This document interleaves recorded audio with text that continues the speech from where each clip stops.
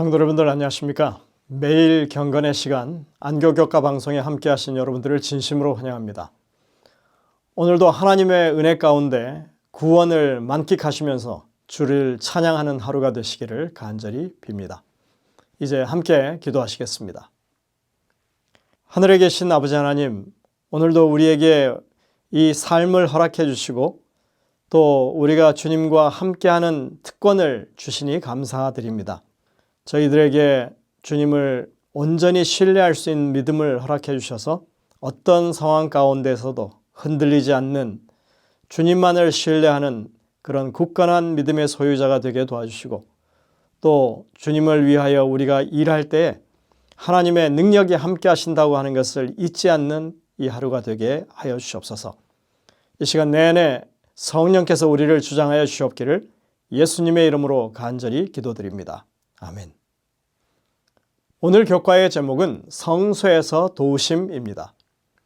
하나님은 우리를 돌보시고 우리의 부르짖음에 응답하시며 우리를 구원하시는 분이십니다. 하지만 시편은 특이하게도 하나님의 도우심이 성소에서부터 나온다고 말씀합니다. 분명히 하나님은 성소에 계시기 때문일 것입니다. 시편 3편 4절입니다. 내가 나의 목소리로 여호와께 부르짖으니 그의 성산에서 응답하시는도다. 셀라. 하나님이 성산에서 응답하신다. 성산은 다름 아닌 예루살렘 성소가 자리 잡고 있는 성전산을 가리킵니다. 시편 14편 7절입니다. 이스라엘의 구원이 시온에서 나오기를 원하도다. 여호와께서 그의 백성을 포로된 곳에서 돌이키실 때 야곱이 즐거워하고 이스라엘이 기뻐하리로다. 여기서 말하는 시온은 또 예루살렘 성전을 말하는 단어입니다.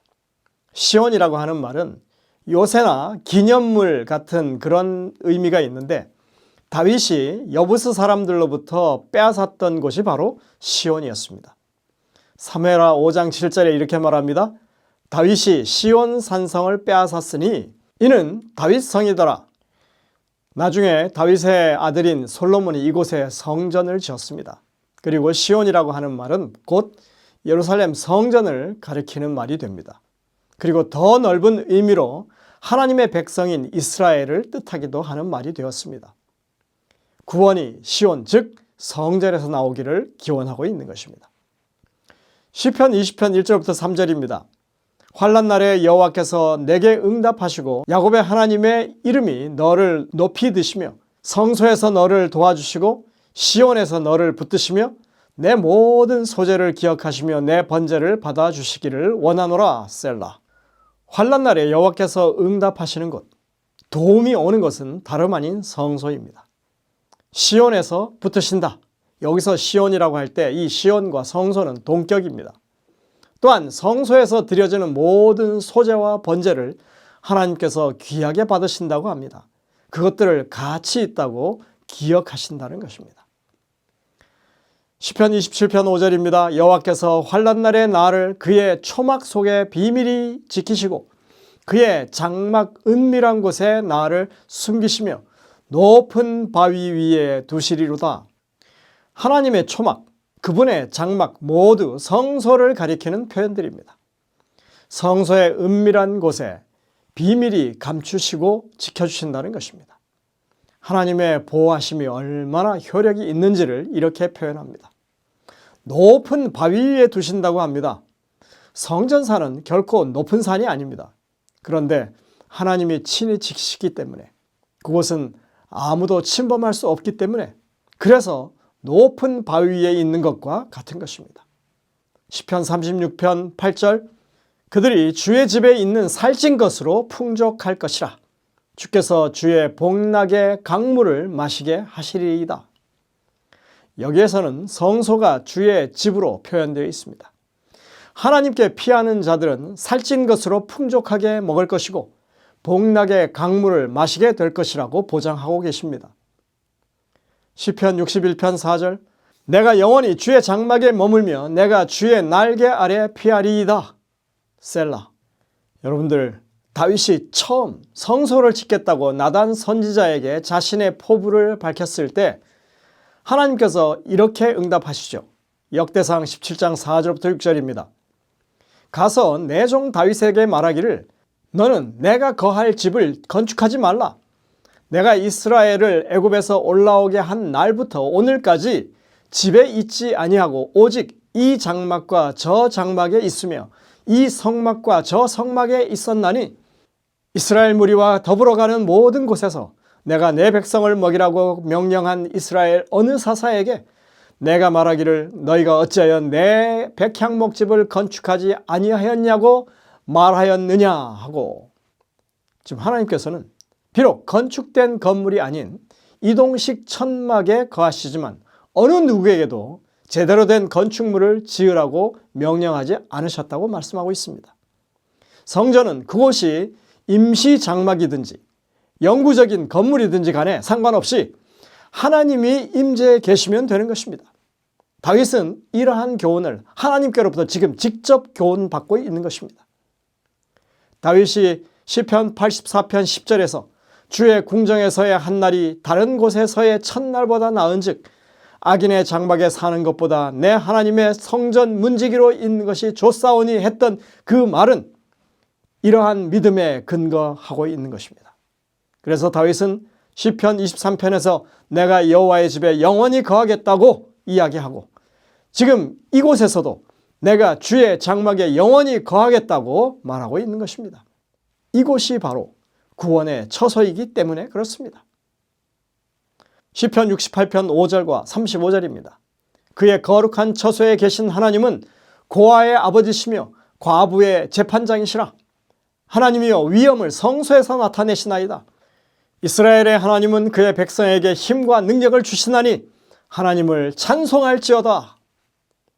얼마나 놀라운 말씀입니까? 하나님은 고아의 아버지가 되시고 과부의 재판장이시기도 합니다. 성소가 어떠한 곳인지 말씀하고 있습니다. 오늘날 교회가 이 말씀에 주의해야 합니다. 다윗은 또 시편 84편에서 주의 제단에서 참새도 제 집을 얻고 제비도 새끼들 보금자리를 얻었나이다 라고 합니다. 새들 중에 개체수가 참 많고 정말 흔해 빠진, 그래서 보잘것없는 참새, 또 제비들도 성소에서 제 집을 보금자리를 얻는다고 말하고 있는 것입니다. 연약하고 소외된 많은 사람들, 세상에 힘없는 자들에게 영원한 복락을 얻게 하시는 하나님, 연약한 백성에게 힘과 능력을 주시는 하나님을 지금 여기서 찬송하고 있는 것입니다. 영적으로나 육적으로나 우리가 피할 수 있는 피난처가 되시는 하나님이십니다. 하나님의 그러한 도우심은 바로 그 계신 그곳 성소와 연결되어 있는 것입니다. 성소는 도움과 안전과 구원의 장소입니다. 성소는 곤경에 처한 사람들에게 피난처를 제공합니다. 성소는 그분의 백성들에게 힘을 주시는 곳입니다. 성소라는 피난처가 세상의 다른 어떤 곳보다 훨씬 안전하다고 하는 것은 하나님께서 성소에서 친히 그곳에 거하시기 때문입니다. 성전이 견고한 건물이기 때문이 아니라 하나님께서 거기 계시기 때문입니다. 마찬가지로 시온산이라고 하는 것은 그 산 자체로는 낮은 언덕에 불과하지만 하나님이 거하시는 산이기 때문에 어떤 산보다도 견고하고 위대한 것입니다. 시편에서는 온전히 아름다운 시온에서 하나님이 빛을 비추시면 하나님의 의로운 심판이 선포되고 하늘의 축복이 임한다고 가르치고 있습니다. 이것은 분명히 구원이 성소에서 나온다는 말에 대한 가장 적절한 이유가 될 것입니다. 성소는 그곳이 단지 하나님이 계시기에 거룩한 곳이 아닙니다. 성소는 하나님이 계시며 그곳에서 구원을 위해서 하나님께서 희생을 하시는 곳이기 때문에 그렇습니다. 매일같이 쉬지 않는 구속의 사역이 일어나는 곳이기 때문에 그곳이 거룩한 것입니다. 하나님이 구원을 베푸시는 그 사역 자체가 성소의 거룩함의 근원인 것입니다. 우리에게 있는 대제사장은 우리의 연약함을 동정하지 못하실 이가 아니요 모든 일에 우리와 똑같이 시험을 받으신 이로되 죄는 없으시니라. 그러므로 우리는 긍휼하심을 받고 때를 따라 돕는 은혜를 얻기 위하여 은혜의 보좌 앞에 담대히 나아갈 것이니라. 히브리서 4장 15절 16절. 얼마나 아름다운 구절입니까? 이 구절은 시편 기자가 성소에 대해서 말한 것과 똑같은 이야기를 증하고 있는 것입니다. 하나님의 성소의 거룩함은 시편 기자로 하여금 모든 사람이 죄가 있고 하나님의 은총을 받을 자격이 전혀 없음을 인정하고 있습니다. 시편 기자는 구원은 오직 하나님의 신실하심과 은혜에 근거한다고 분명하게 가르칩니다. 시편 143편 2절과 9절부터 12절입니다. 주의 종에게 심판을 행하지 마소서. 주의 눈앞에는 의로운 인생이 하나도 없나이다. 여호와여, 나를 내 원수들에게서 건지소서. 주는 나의 하나님이시니 나를 가르쳐 주의 뜻을 행하게 하소서. 주의 영은 선하시니 나를 공평한 땅에 인도하소서. 여호와여, 주의 이름을 위하여 나를 살리시고 주의 의로 내 영혼을 환난에서 이끌어내소서. 주의 인자하심으로 나의 원수들을 끊으시고 내 영혼을 괴롭게 하는 자를 다 멸하소서. 나는 주의 종이니이다. 여기 지금 시편 기자는 너무나 확실하게 구원의 섭리를 이해하고 있습니다. 우리가 구원받는 근거는 바로 이런 것입니다. 주의 성령이 선하시기 때문입니다. 주의 이름을 위하여 일하시기 때문입니다. 주께서 의로 구원하시기 때문입니다. 주의 인자하심으로 나를 구원하시기 때문입니다. 우리 안에 어떤 것도 하나님 앞에 공로로 내세울 수 없습니다. 사람이 회개하고 하나님의 은혜와 용서를 받아들임으로써 하나님과 올바른 관계에 설 때에만 하나님의 구원을 우리가 기대할 수 있는 것입니다. 지금도 하늘 성소에서 진행되고 있는 매일의 제사, 그것은 예수님 안에 우리의 구원이 놓여 있다고 하는 것을 분명하게 가르쳐 줍니다.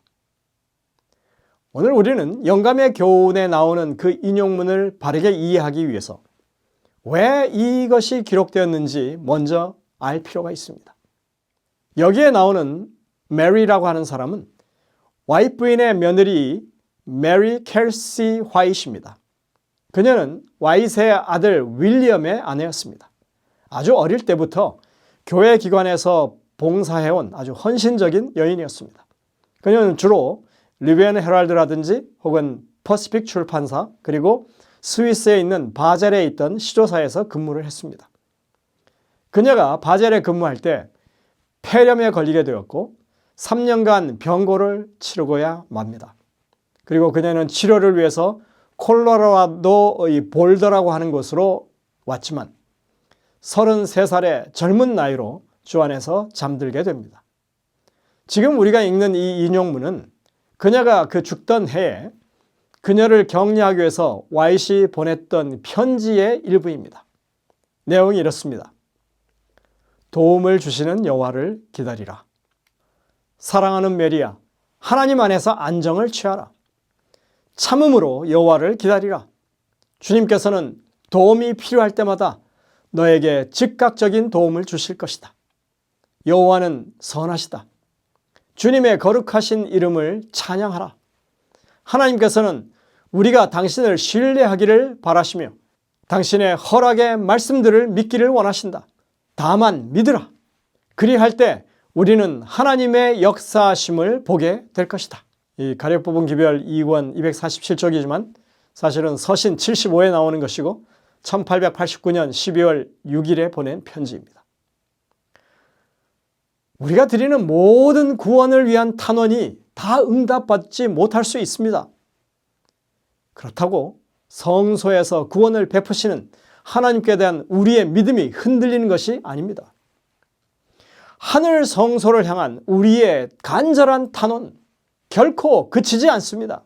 그것은 쉬지 않는 탄원, 우리의 믿음의 결단으로 하는 것입니다. 성소에서 우리를 구원하시는 하나님께 대한 분명한 믿음을 가지고 오늘도 주님 앞에 믿음으로 다가가시는 성도님들 되시기를 간절히 빕니다. 기도하시겠습니다. 하늘에 계신 아버지 하나님, 오늘도 우리가 확신 가운데 주님의 구원하심을 간구하고 외칠 수 있음에 감사를 드립니다. 여전히 성소에서 우리의 구원을 위하여 봉사하시는, 탄원하시는 예수 그리스도를 바라볼 수 있는 온전한 믿음을 우리에게 허락하여 주옵기를 예수님의 이름으로 간절히 기도드립니다. 아멘.